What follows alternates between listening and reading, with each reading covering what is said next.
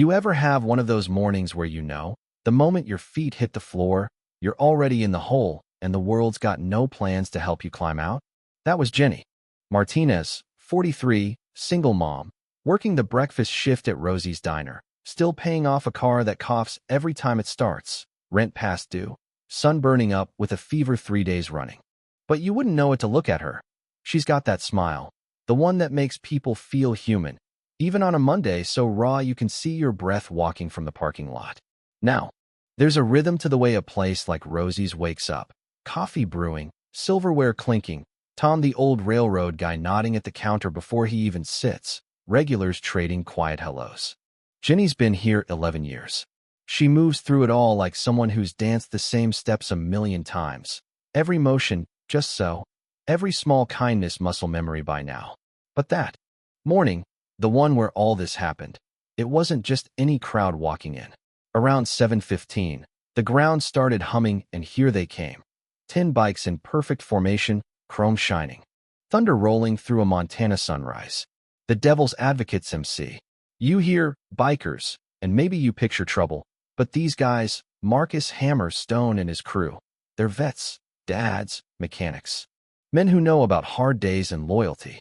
They take table 9 every time they pass through, like a church pew that's always theirs. Jenny greets them, coffee pot in hand, remembering how Marcus likes his just hot, how Ray takes his black.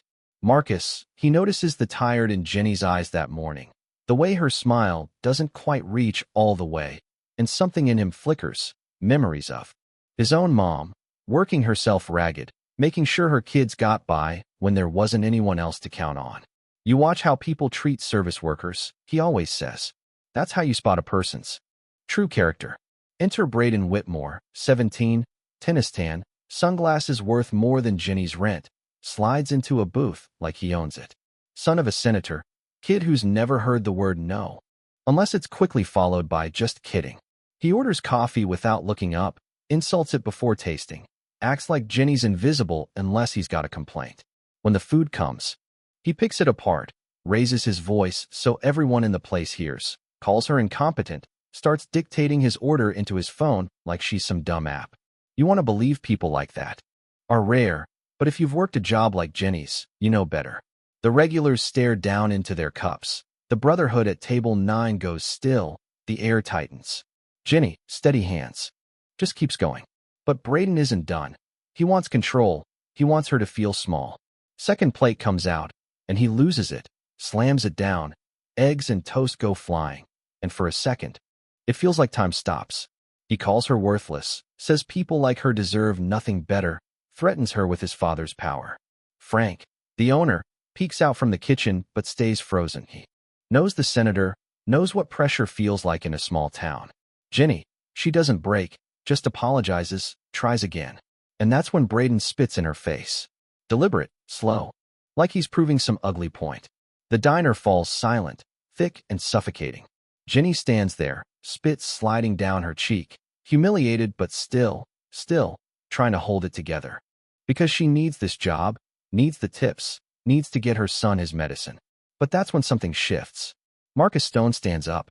He's not young, not big for a biker, but when he moves, you pay attention. He crosses the diner, stands beside Braden, close, but not threatening, and says, calm as a Sunday sermon, "You're going to apologize to the lady." Braden laughs, flashes his phone, throws his father's name around.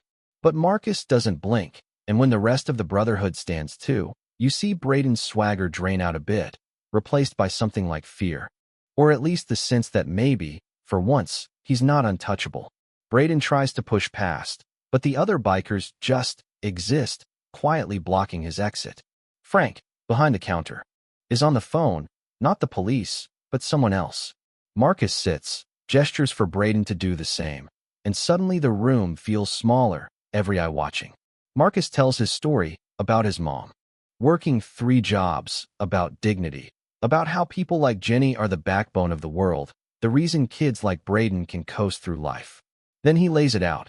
Braden's going to work Jenny's shift, 1 full day, see what it's like to show up and serve, to be on the receiving end of the world's indifference and entitlement.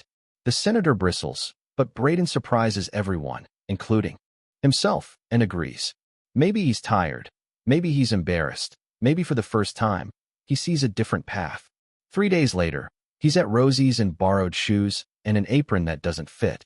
Learning what it means to get a breakfast order wrong, to take a customer's anger, to mop up coffee he spilled. Jenny, all grace, trains him patiently. By noon, he's worn out, silent, changed in small ways.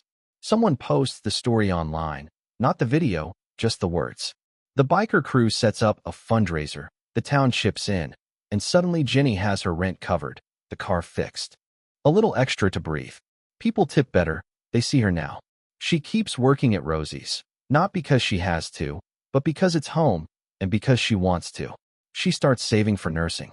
School, her son gets the medicine he needs, and the weight she carried starts to lift. Braden sticks with his shifts for weeks, not every day, but often enough. He's not a saint. Old habits die. Slow. But now, when he catches himself slipping into that old arrogance, he stops. He thinks. He changes, bit by bit, because that's how real change works.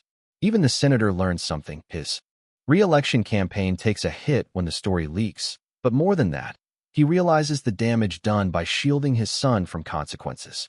He sits down, for once, and listens. Marcus and his crew still come through town. Table 9 has a little brass plaque now, reserved for the Devil's Advocates MC, protectors of dignity. They tried to say no, but Frank put it up anyway. So here's where you come in. If you've ever stood up for someone, or wished you had. If you believe people deserve basic respect, no matter who they are, subscribe, share this with someone working in service. And drop a comment. I'll be the Marcus. That's how we change things, not with fists, but with presence, with courage, with kindness. Let's flood this place with stories about dignity and standing up. When it counts. And if you can't stand bullies who hide behind money and power, smash that like button. Let's remind the world that what matters most isn't who you are on paper, but how you treat the people serving your coffee when you think no one's watching. That you'd think a story like that would just fade away, right? Small town, one bad morning, a couple folks doing the right thing. But life's not a movie. You can't just roll credits and be done. There are always ripples you don't see coming. A week later, Jenny's world is upside down, but not in the way she feared. There's money in her bank account, finally enough to get the car fixed so she doesn't have to pray every morning it'll start. She takes Michael to the doctor and, for the first time in months, doesn't have to choose between medicine and groceries. People nod at her on the street, folks she barely knew, and she catches herself standing a little taller, feeling, I don't know, less invisible. It's a small town, but suddenly the town feels a little bigger. Kinder. Braden keeps coming in. At first, you could see he was counting the minutes, checking his phone every chance he got, fumbling orders and looking for exits. But after a couple shifts, something shifts in him, too. Jenny watches him, same as she'd watch any struggling new kid. She knows what it's like to be thrown in the deep end. No life vest, just expectations. She doesn't make it easy on him, but she's fair, and Braden, for the first time, starts to pay attention. He gets flustered, apologizes when he screws up, thanks her when she bails him out. There's no audience anymore, just the hum of the diner, the smell of coffee and bacon, the ordinary mercy of a second chance. One morning, Marcus and his crew show up, just as the sun crests the horizon, engines rumbling like a promise. Table 9's waiting, plaque gleaming. They settle in, all nods and smiles, and Braden, without being told, brings their coffee, gets the orders right, even cracks a joke with Tommy. The Brotherhood gives him a look, that half-smile men use when they see a boy figuring it out. And for a second, Braden's not Senator Whitmore's kid. He's just another young man trying to earn his place. And then there's Frank, the owner. He's no hero, he'll tell you that himself.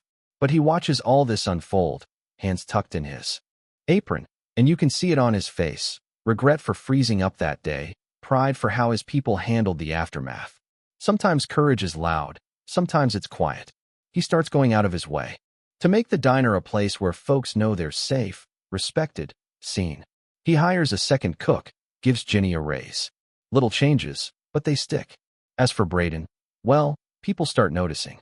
He finishes out his 2 months at Rosie's, then keeps coming back, sometimes just to sit and eat, sometimes to pitch in during the rush. A few weeks later, Ginny catches him outside with Michael, showing him how to dribble a basketball in the alley behind the diner, both of them laughing like old friends. You wouldn't have bet on that at the start, but here they are. Word about what happened spreads farther than anyone expected. A local reporter does a write-up. Nothing flashy, just the facts, just the heart. It goes viral. Service workers all over the country chime in, waiters, baristas, nurses, folks who know what it's like to be stepped on. The GoFundMe explodes. Letters start arriving for Ginny, some with cash, some with just a note. Don't let the world make you small. She keeps every single one. Even Marcus gets his share of attention. People start asking him for advice, on standing up, on raising kids right, on brotherhood. He shrugs it off, but you can tell it means something. The patch on his vest means something a little different now. Not just brotherhood, but protector, teacher, witness. That matters. And then, because life loves a curveball, Senator Whitmore shows up at Rosie's one rainy afternoon. No entourage, no cameras, just him in a suit that looks out of place among the booths and Formica tables. He sits at the counter, orders coffee, waits. Ginny keeps it professional, but there's a quiet in the place you could cut with a knife. After a minute, he asks for Braden. Says he just wants to talk. They step outside. Folks in the diner watch from the windows, try not to look like they're watching. No one hears what's said, but when they come back in, Braden's eyes are red and his father's got a look on his face that's all mixed up, pride, worry, maybe even a little shame. He shakes Ginny's hand, thanks her for her patience with his son, then leaves. Not a word about shutting the place down. Ginny doesn't tell anyone what she's feeling, but later that night, as she closes up, she just sits in one of the booths and breathes. Lets herself feel the weight of everything. Humiliation, pride, relief, gratitude. Lets herself cry, quietly, because sometimes surviving a storm is the bravest thing you can do. As for the town, well, it remembers. Table 9 stays reserved, and now, every so often, someone slips a note under the sugar shaker. Be the Marcus. Sometimes it's a kid who stood up for a friend. Sometimes it's a mom who finally quit the job that was killing her spirit. Sometimes it's a stranger who just wanted to buy a meal for someone who needed it more. That's the real legacy, not just a plaque, not just a story gone viral. It's 100 small changes, rippling out, reminding people they matter, that dignity's worth fighting for, even when it costs you. Ginny saves up for nursing school, Michael's fever breaks, Braden goes off to college. Different. College this time, no legacy, just a fresh start. Life moves on as it does. But every so often, you walk into Rosie's, and you catch the eye of a tired waitress, or you see a young man holding the door for someone, or you hear the low rumble of motorcycles out in the parking lot, and you remember, sometimes the world doesn't change all at once. Sometimes it's just one person at a time. Deciding enough is enough. So yeah, be the Marcus, or the Ginny, or the Braden who finally wakes up. Next time you see something wrong, don't look away. Show up. That's how things get better. One ordinary day at a time. And if you've ever been part of a moment like that, drop your story in the comments. We all need to hear it. And hey, don't forget to subscribe, because these stories don't just belong to me, they belong to all of us.